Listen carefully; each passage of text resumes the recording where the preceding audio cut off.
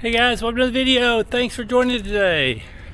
Today I'm going to do my continuation of my training series, 500 miles to a race for the ages. The last one I did was week 4. I had just finished doing the 41 miles at the Texas endurance runs, and that ended up being like an 80-something mile week. So that actually put me a little bit ahead on my goal, but I also knew I was going to lose some over the next couple weeks. So this one I'm actually going to do weeks 5 and 6 because I was unable to produce a video for week 5. We were out traveling.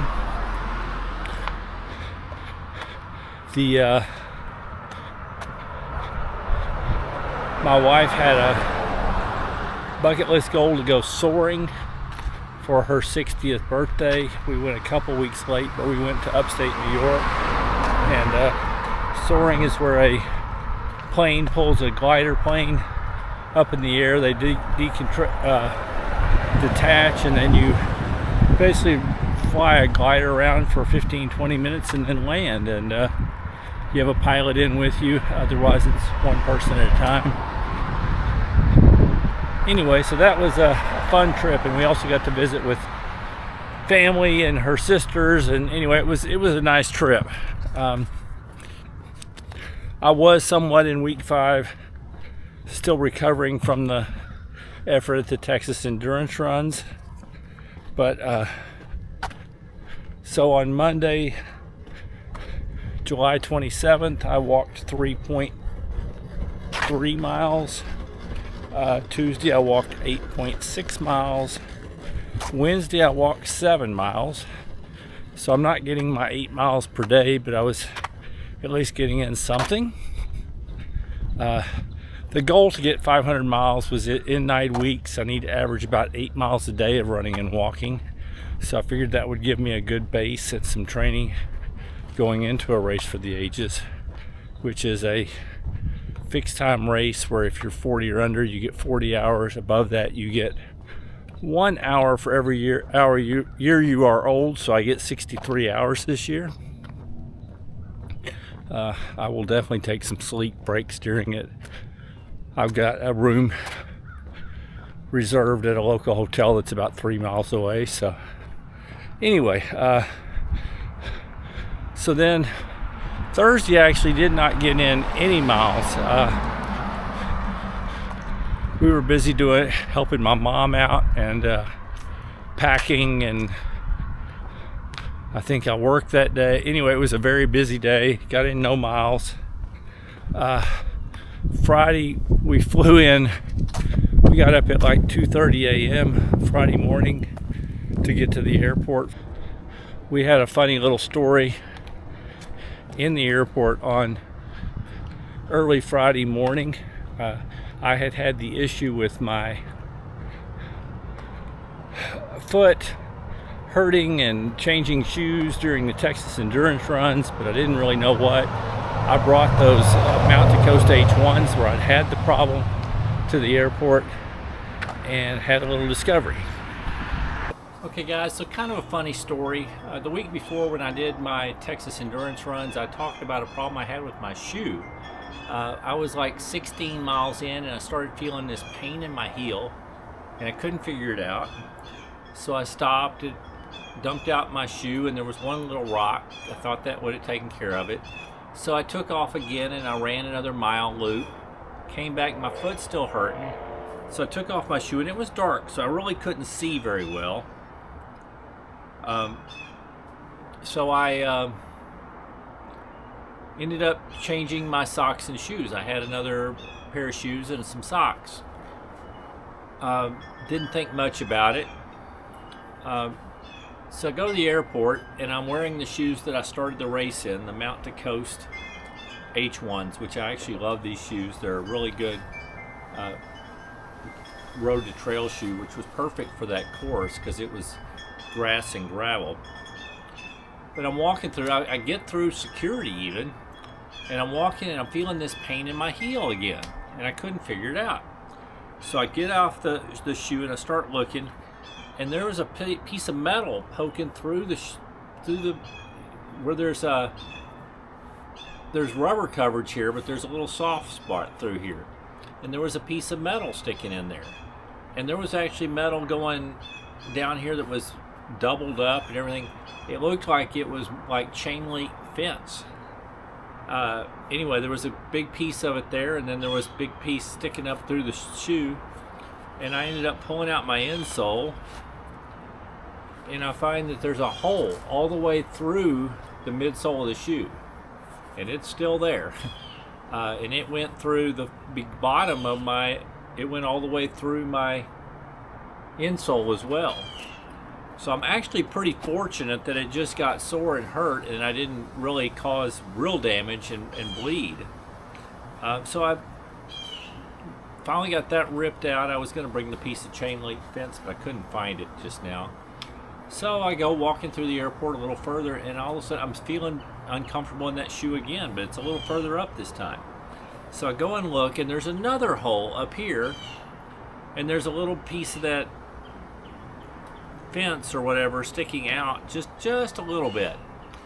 So I'm not sure what it is, why, and I start working it, and it took me like 10 minutes to get it out, and I'm probably tore up some of the midsole in here, but it ended up being a piece about that big of basically chain link type fence that again went way up into my shoe, into my midsole.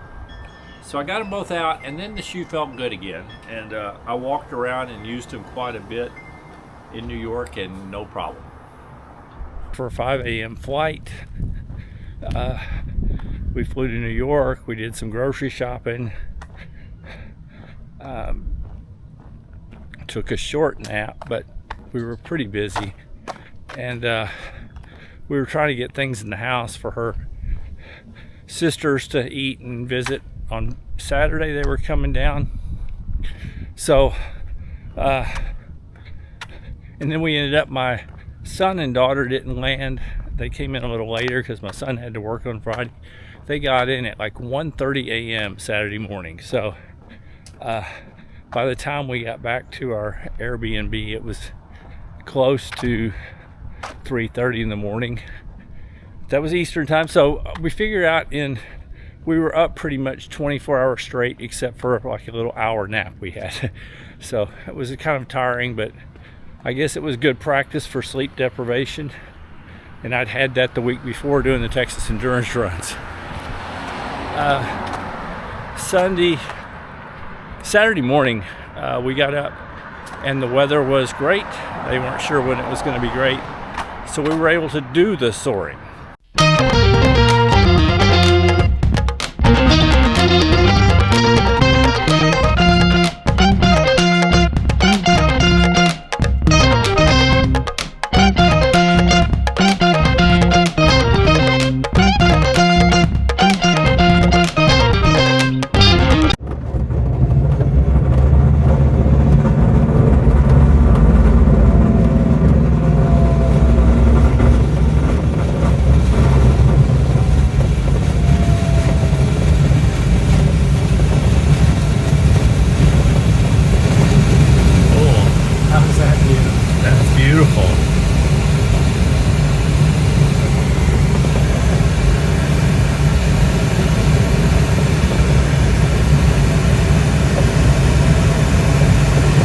Get very tired of doing this, do you?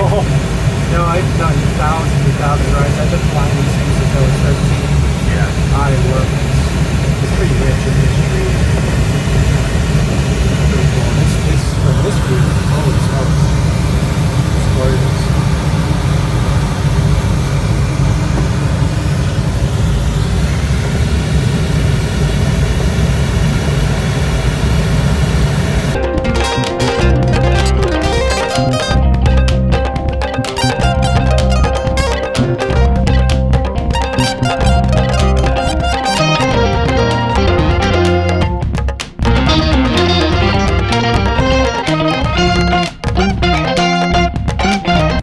Okay, on Saturday after the soaring, we had two of Kathy's sisters, her cousin's wife there, and we had a nice dinner. And we also definitely took some naps because I was tired from being up 24 hours the day before. Got no running in on Saturday. Sunday was also a pretty lazy day. We still had family there throughout the morning, and then the afternoon we took it easy, but we did go down to a little park in Watkins Glen. A big flock of Canadian geese. We're in upstate New York in Watkins Glen.